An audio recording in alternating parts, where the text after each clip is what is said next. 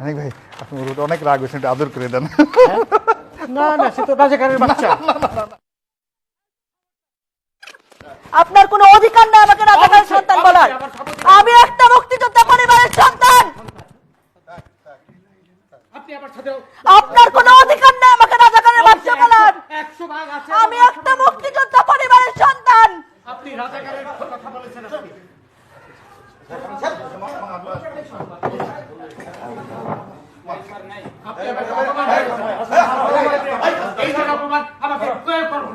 আমি একটা মুক্তিযোদ্ধা পরিবারের সন্তান, আপনি আমাকে রাজাকার কোন সাহসে বলেন?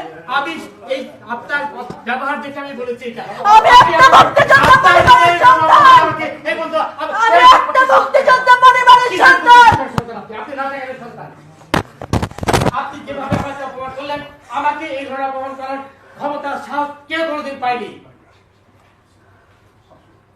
আপনি ওদের পক্ষে কথা বলছেন।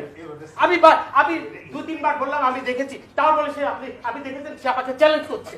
কত বড় সাহস তার!